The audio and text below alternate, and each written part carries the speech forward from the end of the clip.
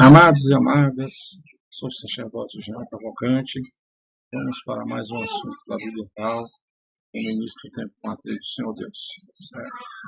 Esse tempo aqui será um dos maiores tempos de adoração a Deus. Será o tempo da casa de Deus. Lucas é o último assunto da Bíblia Real, 161. O título é A Ascensão do Senhor Jesus Pereira Silva. Ascensão do Senhor Jesus Pereira Silva Cristo. Pereira Silva Cristo. Um Silva de novo aqui, eu acho que eu acrescentei um Silva. Mas é Jesus Pereira Cristo Silva. Seria isso aqui. O assunto 61, que é o último assunto, mas da primeira a quinta estrofe.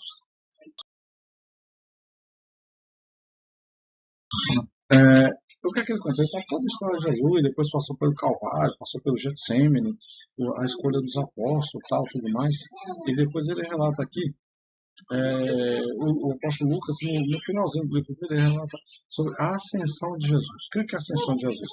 Eu já vi muitas pregações sobre isso, olhei e fiquei calado, vi que umas eram legal, outras nem tanto, mas vamos falar o que realmente aconteceu. Senhor Jesus Silva partiu para a aldeia de Betânia, que é uma aldeia bonita, tinha rio, tinha cachoeira, tinha mais, e ergueu as mãos e abençoou.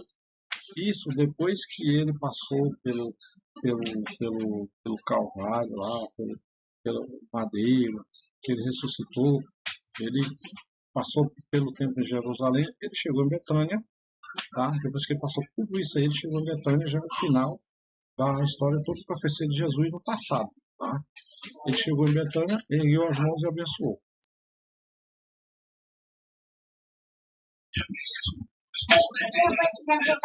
Aconteceu que quando o Senhor Jesus abençoou, o Senhor Jesus partiu para junto da família dele e os dois filhos para residir na aldeia de Betânia, onde ele viveu mais 181 anos.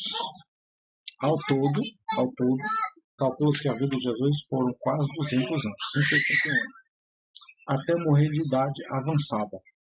Tá? Isso aqui foi feita pesquisa, eu tive que estar lá no Rio Grande do Sul, fazer uns estudos lá, para ver qual foi a migração e tudo mais, estudar alguns documentos, ver relatos sobre o tempo que ele administrava e tudo mais lá, o templo de Jerusalém. Depois que ele, por uma idade mais avançada, ele deixou de administrar,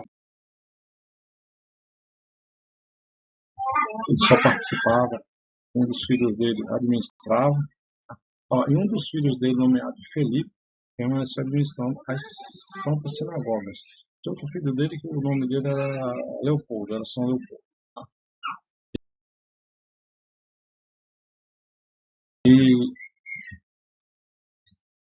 E eles retornaram para o reino de Jerusalém com muita alegria. Ou seja, todo o pessoal, os apóstolos, o apóstolo Paulo, se encontravam em Jerusalém com Jesus, né? No templo de Jerusalém com Jesus. Então, quando eles voltaram para Jerusalém, eles eram alegres da vida. Nossa, agora Jerusalém, Jesus que administra, Jesus e os filhos dele que estão lá, e mais alguns apóstolos.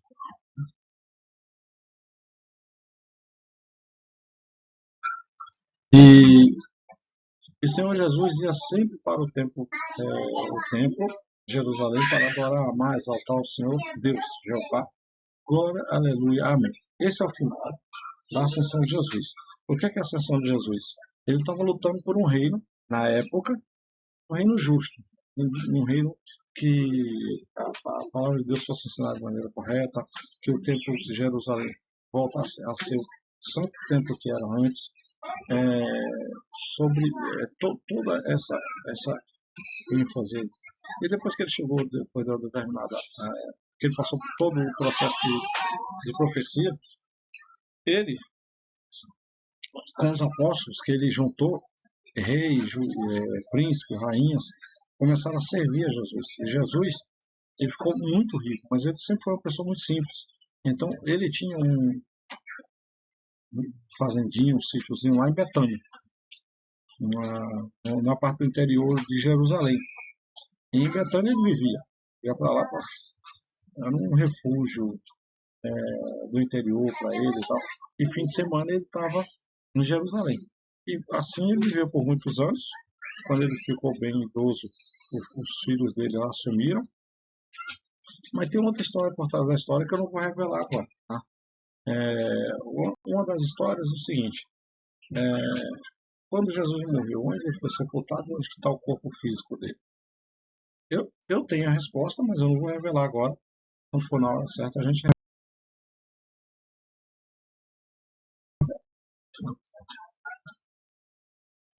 Então, aqui, ó.